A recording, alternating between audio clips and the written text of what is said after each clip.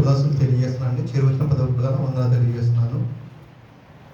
దేవుడు గతించిన 5 మాసాల్లో సజీవుల నుంచి కాచి కాపాడి 6వ మాసంలో నిలబెట్టిన దాన్ని బట్టి ఒకసారి స్తోత్రం తెలియజేద్దామని పదవులుగా స్తోత్రం స్తోత్రం స్తోత్రం స్తోత్రం.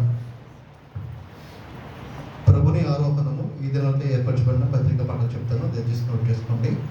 మొదటి పాఠంగా కీర్తనల గ్రంథము 110వ అధ్యాయము. కీర్తనల గ్రంథము 110వ అధ్యాయము.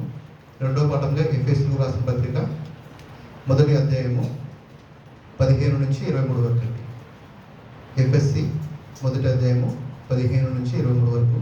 మూడో పాఠంగా లూకా సువార్త 24వ అధ్యాయము 50వ వచనం నుంచి 53 వరకు.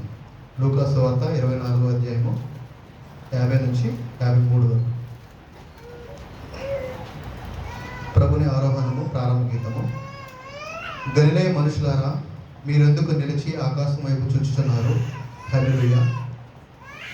మీ యొద్ద నుండి పరలోకమునకు చేర్చుకొనబడిన ఈ యేసే ఏ రీతిగా పరలోకమునకు వెళ్ళటం మీరు చూచుతారో ఆ రీతిగానే ఆయన తిరిగి వచ్చును. హల్లెలూయా హల్లెలూయా.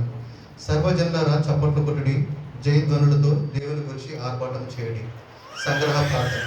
సర్వశక్తి గల దేవ, నీ జనితైక కుమారుడగు మా ప్రభువైన యేసుక్రీస్తు పరలోకమునకు ఎక్కిపోయినని నమ్ముచున్నాము. అలాగుననే మేము మా హృదయములను మనస్సులను పరలోకమునకు ఎక్కించి నీతోనూ పరిశుద్ధాత్మతోనూ సదా ఏకదేవుడై యుగయుగములు జీవించుచు పరిపాలించుచున్నట్టు ఆయనతో నిత్యము నివసించినట్లు అనుగ్రహించమని నిన్ను వేడుకొనుచున్నాము. ఆమేన్. ఓ మహిమగల రాజా, సేనల యెహోవా, నేటి దినమున నీవు ఆకాశములన్నిటికీ పైగా విజయముతో ఆరోహించి ఉన్నావు. మమ్మను అనాథలుగా విడవక తండ్రి చేత వాగ్దత్తము చేయబడిన సత్యాత్మను పమ్మని తండ్రితోనూ పరిశుద్ధాత్మతోనూ సదా ఏకదేవుడై యుగయుగములు జీవించు పరిపాలించున్నట్టు నిన్ను వేడుకొనుచున్నాము. ఆమేన్. ఉద్గమన గీతము. హల్లెలూయా హల్లెలూయా. దేవుడు ఆర్భాటంతో ఆరోహణమాయను, బూరధ్వనితో యెహోవా ఆరోహణమాయను. హల్లెలూయా.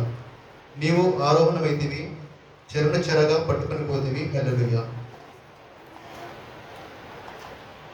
అపోస్తల విశ్వాస ప్రమాణము నేను చెప్తాను, దయచేసి నాతో పాటు బిగ్గరగా చెప్తామండి. నేను పరలోకమును భూలోకమును సృష్టించిన సర్వశక్తి గల తండ్రి అయిన దేవుని నమ్ముచున్నాను. ఆయన జనితైక కుమారుడును మన ప్రభువునైన యేసుక్రీస్తును నమ్ముచున్నాను.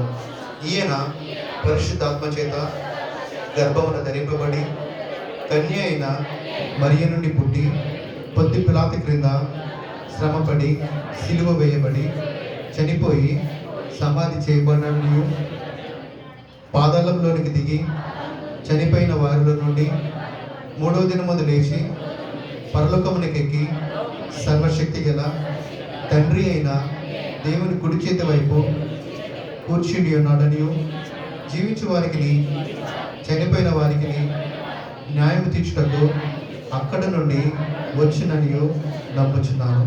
నేను పరిశుద్ధాత్మని నమ్ముచున్నాను. పరిశుద్ధ క్రైస్తవ సంఘమును, పరిశుద్ధ ఐక్యమును, పాప పరిహారమును, శరీర పునరుత్థానమును, నిత్య జీవమును ఉన్నవని నమ్ముచున్నాను.